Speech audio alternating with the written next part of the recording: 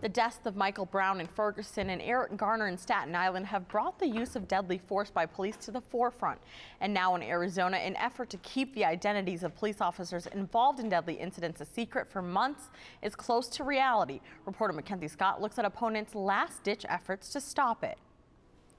Only Governor Ducey stands in the way of Senate Bill 1445 becoming law. The measure passed in the House a few minutes ago, but opponents hope the governor will hear their pleas for government transparency and veto the measure.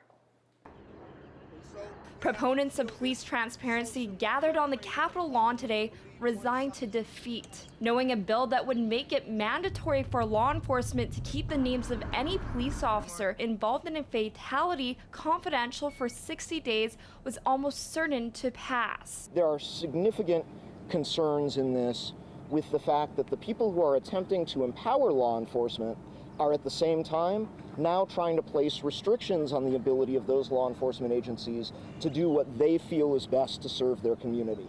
Supporters of SB 1445, like Pinal County Sheriff's Office Chief Deputy Steve Henry, have testified that the bill would create a safer environment for police officers. We would just like a cooling off period before we're required to do that. We're not avoiding transparency.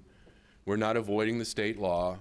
We would just like to have the option to protect our folks. But an American Civil Liberties Union of Arizona representative says that the measure will instead prompt more public mistrust of the police. Delaying the release of the name for 60 days or for 90 days, all that's going to do is create even greater divides between the community and the police. And although those against the bill recognize it will likely pass through the legislature, they aren't losing faith, instead only redirecting their focus. I'm certainly hopeful that Governor Ducey will stand up for transparency, stand up for community, and stand up for keeping all Arizonans safe, both our community members and our public safety officers.